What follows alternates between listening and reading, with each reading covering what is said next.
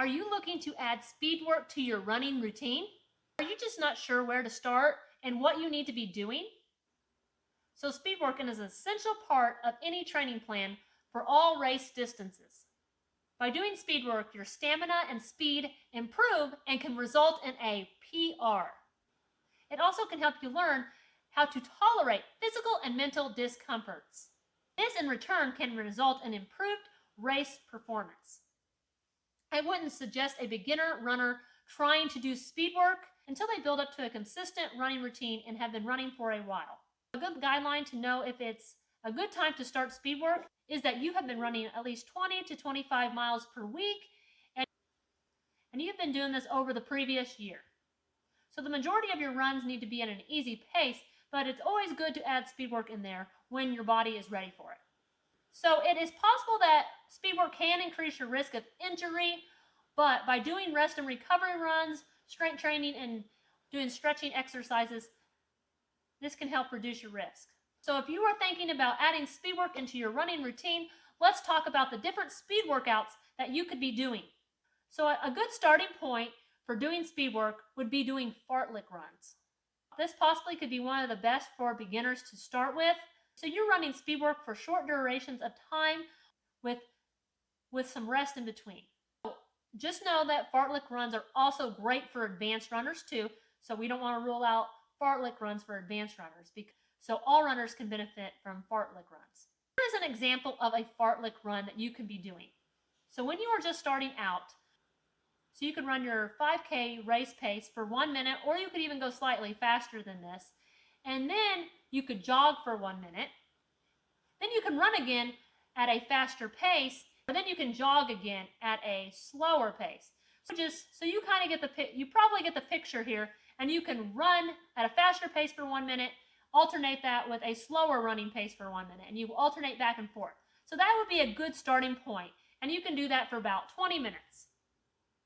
Now there are other ways to do fartlek runs. Another example is you could run at a faster pace for 2 minutes, jog for 1 minute, then run at a faster pace for 2 minutes, and then jog for a minute. So you can alternate that back and forth for 20 minutes. So as you can see, there are many ways you can do fartlek runs, and there are so many to list, I can't give all the examples in this video. So that is a good starting point if you are wanting to do a fartlek run as speed work. Another example of speed work that you can do is interval repeats. So you can do 400. So that is a quarter of a mile. You can do that at a 5K to a 10K pace, or you can go slightly faster also if you would like. So this is how you would do that. You would go at your faster pace for a 400 or a quarter of a mile, and then you would jog a quarter of a mile. And you could start by alternating with that with 4 of them. So you can alternate back and forth 4 times by running a speed work session of running a 400 at a faster pace and jogging a 400 at a faster pace. And you can alternate back and forth between that. So that'd be a good starting point. You could start at 4 of those, and then you can build up as time goes on. Another example of interval repeats is you can do 800s. So if you're doing this for marathon training, this is actually called Yasso's 800s. You can do this at a 5K or 10K pace if you're running at a shorter distance. Now, if you are doing marathon training, some people like to do what's called Yasso 800s, and that would be, you could run that at marathon goal race pace for a marathon. You can run that for 800s. You can do like 8 to 10 of those. When you are at that level, you can do that. And then you would jog you could either do that at a 400 recovery, or you can do a half-mile recovery. Either way, you could do it. It just kind of depends on your running needs and what is right for you. So if you were starting out doing that, it would probably be best to keep it at doing 4 of those. So run an 800, either jog for a 400 or even maybe a half mile if you feel like you need the extra rest in between. And you can do that 4 times by alternating back and forth.